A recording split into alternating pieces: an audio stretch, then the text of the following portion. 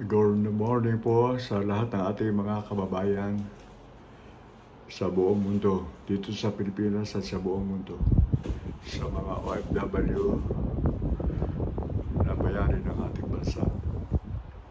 Sana po ay tulungan niyo po ako na ipaalam sa gobyerno na ang kalagayan ng desalination plant sa ating bansa dahil kapos lagi tayo sa tubig.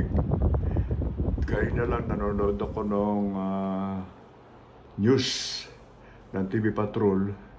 Binabanggit nila na El Nino, maaari na naman daw kapusin ng tubig at pumila ang mga tao sa karsada sa kakulangan ng tubig. Ang Singapore ay may 5 desalination plant na. Ang Thailand ay ang Vietnam ay 2. Ang Thailand ay 1, ang Vietnam ay 2. Ang China ay napakarami na pong desalination plant na sila ang supplier ng gulay sa buong mundo. At pati po ang bigas o rice, sila po ang supplier natin at ang Vietnam at saka ng Thailand. Tayo po ay isang beses lamang po umani sa loob ng isang taon. At sobra pong kulang ay yung mga field natin dahil yung mga lupa na dating nasa South Superhighway na daang hektarya ay naging subdivision na, kaya kinakapos tayo ng bigas. Noong 1958 na gumraduate ako ng elementary, yung South Expressway na yan, lahat siya palayan yan. Hindi nga kami nabili ng bigas noon. At wala pang rice mill na nag-aalis ng palay. Pero ang ginagamit lang namin ng aking grandfather ay yung pagbayo. Bibayuhan kami ng palay para maging bigas. Yan ho yung Sukat Parañaque, Las Piñas, at itong parte ng Makati, panay pong palayan niya noong araw. Hanggang Bicol, hanggang Laguna, hanggang Quezon. Ngayon po ay panay subdivision. Kaya yung natitirang lupa na hindi pa makakaani ng minsan na tinatamaan pa ng sama ng panahon, kaya tayo kakapusin talaga ng bigas. Una-una, nung ako gumraduate ng 1958, kakunti pa ang tao. Ang kapitbahay namin noon, sigawan bago magkarinigan. Dahil mga 500 meters ang layo ng kapitbahay namin. Kaya, ngayon dikit-dikit na, pati pusali dikit-dikit. Okay, kaya hanggang ngayon wala pa tayong desalination plant. Ang desalination plant ay yung ocean water, yung tubig dagat, ay iniit-itsyo ng makina na ang tawag ay desalination plant. Pagkatapos noon, paglabas noon ay magiging distilled water na o drinking water na through reverse osmosis. At yung iba naman, hindi na dadaan sa reverse osmosis, matabang na ang tubig, pwede nang gamitin sa agriculture. Yun ang purpose ng desalination plant. At nabanggit ko na sa una, yung may mga bansa na almost 177 countries na ang meron ng desalination plant.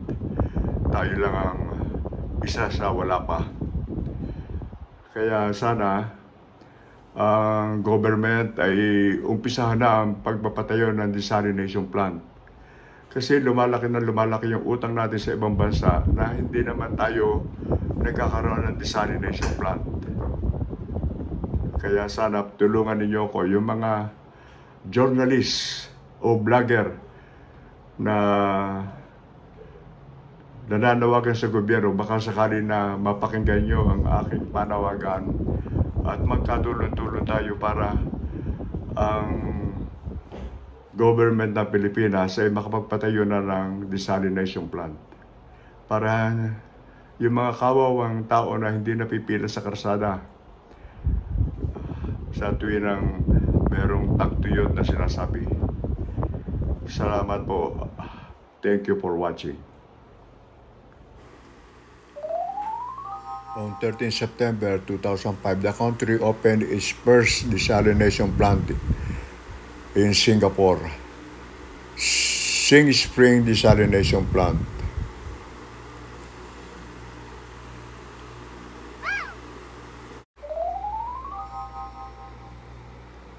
How many desalination plants now in Vietnam? There are 2 desalination plants on Lisan Island, operates stably. March 19, 2021, Dusan Bina is a high-tech industrial complex in the Dung Quat Economic Zone of Vietnam. So there are 2 in Vietnam, but Philippines so far no desalination plant. How many desalination plant in mainland China? As the end of 2019, there were 115 seawater desalination plants altogether in China, with a total capacity up to 1,573,760 mile third over D of potable water. Progress and perspective of desalination in China, PMC. So that's why China is one of the supplier of rice all over the world because of this desalination plant coming from ocean water.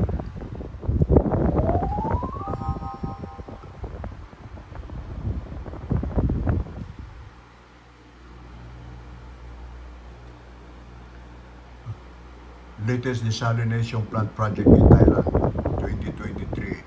This is year 2023.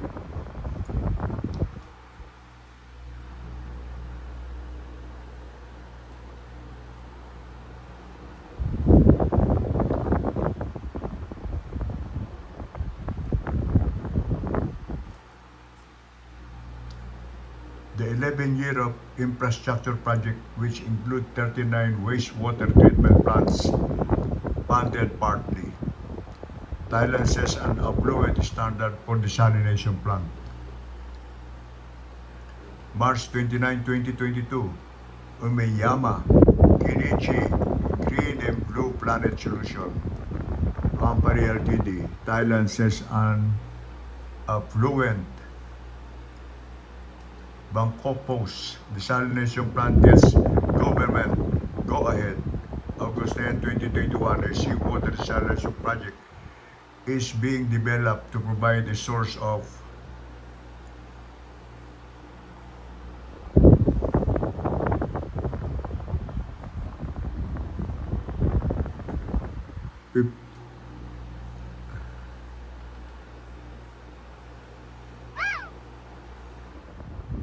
Thailand sets an affluent standard for desalination plant.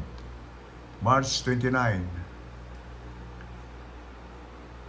2022, 2564, 2021. In the Royal Gazette on 16 March 2022, the notification sets an out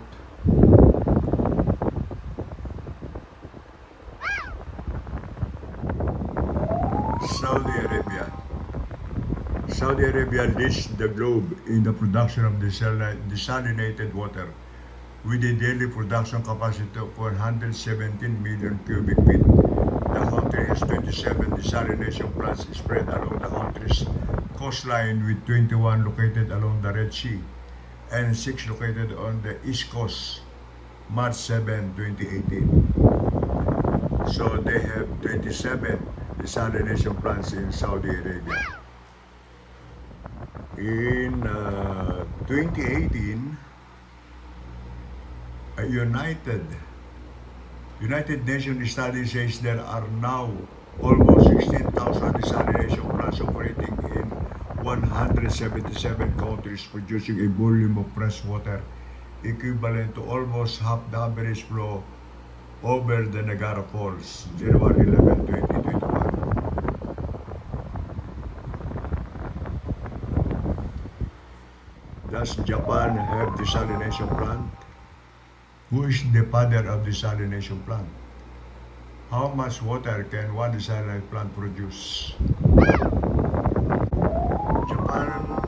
Japan's largest seawater desalination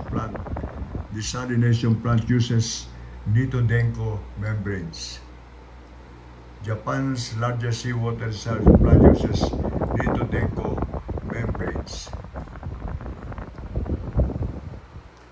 Who is the father of desalination plant? The daily production capacity of 50,000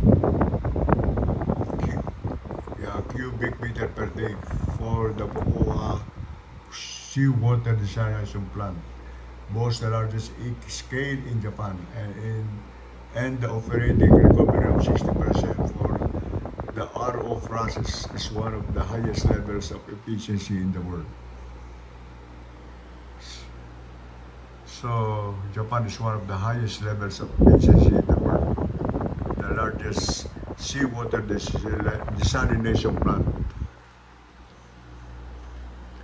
in Japan is this is the one. This is the plant in Japan.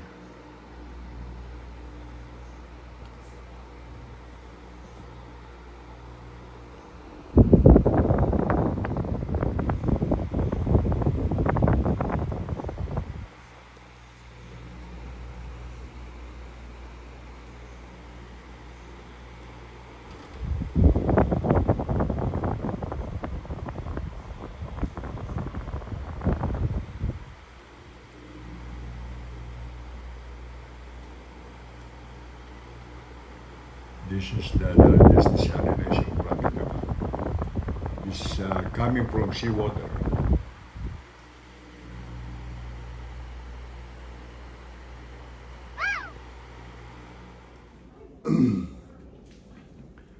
Kapag shorted tayo ng tubig, maraming maapektuhan. Una-una yung mga factory ng soft drinks. Pagkakulang ng tubig, ng malinis sa tubig, hindi sila makapag-ooperate. Tapos yung mga car washing business, hindi rin sila makapag-ooperate. Yung mga mahihirap na mamamayan na naglalabada lang doon sa mga kapitbahay nila na meron ng kakayahan na magbayad ng paglalaba nila, sobra silang maapektuhan. At sa una, yung ating health, apektado ang ating health dahil kulang tayo sa maiinom na tubig at paglilinis ng ating katawan. Kaya sobrang dami na may apektuhan, lalong-lalo na yung mga magsasaka. Meron nga dito sa YouTube, nakita ko probinsya, namamatay yung mga gulay dahil wala silang pandilig na tubig doon sa mga halaman. Imbis na, halimbawa, bibili sila ng kamote sa palengke o maglalako ng palengke sa palengke, patay yung mga kamote dahil hindi madilig, walang tubig. Nakita ko yun sa YouTube. Kaya ang nangyayari, nagpupunta pa sila sa bayan, sa malayo. Yung mga ibang nakatira sa bundok, wala kasi talagang tubig dun eh. Yung naano lang nila, yung pump, ay wala na. Kaya yun ang maraming naapektuhan. Kaya dapat talaga kumilos ang government na magkaroon na tayo ng desalination plant. Ang Thailand, pinakamababa sa lahat dito sa Asia. na ang pera natin ay mas mataas sa kanila. Ngayon sila na ang mas mataas ang pera kaysa sa Pilipino. Doon lang makikita ko kung paano bumaba ang antas ng kabuhayan ng Pilipino. Sana maunawaan ito ng ating government. Maraming salamat. Sana ay magbigay aral ito. At sana pagtulong-tulungan natin na masabi sa gobyerno na kailangan talaga ng desalination plant para at least madagdagan ang ating mga gulay, ang ating mga prutas, at ang ating bigas na kailangan ng mga Pilipino. Maraming salamat at patubayin tayo ng Poong Diyos ng Panginoong may kapal. Thank you very much.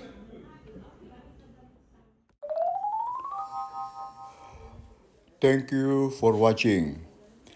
Please subscribe to my channel so that if I have a new vlog, you will be notified. Thank you. We'll help also farmers and agribusiness.